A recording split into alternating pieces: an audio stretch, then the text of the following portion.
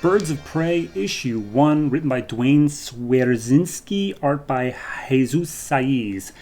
This is really hard to recap because it is told very much out of order, but I'm going to do my best. So we open up, there's a cathedral, a dude is inside, his name is Mr. Keene, he's a reporter, and he's been told to follow this lead, but he's not getting enough answers from his source, so he's just asking for a little bit more. The source apparently has a sniper rifle trained on him, and he goes to take the shot when a car comes crashing through the church, and out stops a woman named Starling, who I am completely unfamiliar with. But this issue does nothing to explain her either, so whatever. We see who's behind the sniper rifle. It's this dude in like a transparent suit, like an invisibility suit. He's like, we expected this, killed the driver, and then Black Canary shows up and is like, what about me? Starts fighting him, takes him out, and then she gets strung up by a noose, and she's like, oh, there were more of you. So then whole fight scene breaks out with Starling trying to protect the reporter. She's just shooting people left and right. And then we get a flashback to how did we get here? Let's go back 2 weeks.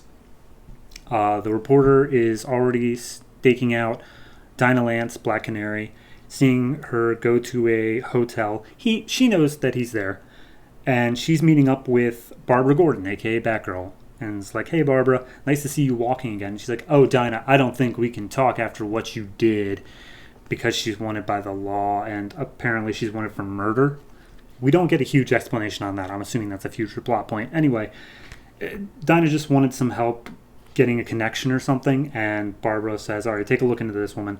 And it's Katana, who's not featured for the rest of the issue, so I'm not going to spend too much time on her. So then, cut back to the fight. Dinah cuts herself down from the noose, starts kicking ass, uses her canary cry, her sonic blast, to basically deafen and take everyone else out. Then jumps down to help out Starling in her fight. Starling and the reporter get in the car and start driving away. Well, I say driving away, but we'll get to that. So then we cut back 1 week ago. We're inside of a diner. Starling's there, and so is Black Canary, but they don't ever talk, according to the reporter. So at that point, he figures, okay, I'm not getting anything else out of Black Canary. Let me go to this Starling girl. And I don't even know if he knows their names. Apparently, he does know their names. No, he doesn't. It's just, okay, it's someone. He somehow picks up the name Ev. I don't know.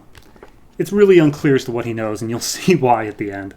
But, he does a little bit of research into Starling, can't find anything. It's like she's not even like a real person. So now he's at the end of his rope, and he's like, all right, I need some more answers. Let me talk to my source. And then we get to now, where he's in the church and he's doing whatever. So she's driving the car into the crowd where they're all fighting. Black Canary jumps out of the way onto the hood of the car, pulls out the mask of one of the guys and be like, all right, who are you? And dude's like, I'm the one who just killed you, and gives her a kiss, which she does not take kindly, and beats the crap out of him. And then I guess they crash into the front doors of the church. Everyone else makes their way out fine. It's just the criminal dude who gets hit by debris, I guess. So then they start talking to Keene, and it's like, yeah, we knew you were there the whole time. Look, we're not that bad, but yeah, we do have some red on our ledger. So we're not going to kill you, but you got to understand that they were going to kill you. So we don't know, like they were using you to get to us. So we're just going to take you off the board. We've got a flight set up for you out of the city where you're just going to lay low until we can deal with this. And he's like, oh, all right. Glad I was such an important character.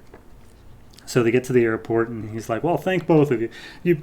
God bless you, you two people who may have committed murder. And then he checks his phone.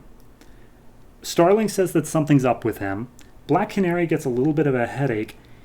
Keene's eyes start bleeding, and then he explodes. End of issue. Gotta say, didn't see that one coming. Overall, I liked it. It was a good issue. Once you read the whole thing, it all makes sense. It's just very hard to recap. It's maybe a bit too vague for its own good. I know it's, comic books, they want you to buy the next issue, so you got to set up questions, but I'm not, like, the character that they attached me to from the beginning of this, they just literally blew up, so I'm not super attached to any of the other stuff yet because they were just too vague. That's my only writing flaw, I could say, really.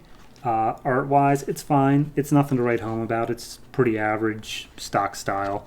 So, yeah, I'd say I'd give this maybe I give this like a 6.5. It's fine. I'm not super excited for the next issue, but who knows? Maybe because I don't know what the plot is yet. I have no idea. So who knows? It can go anywhere from here.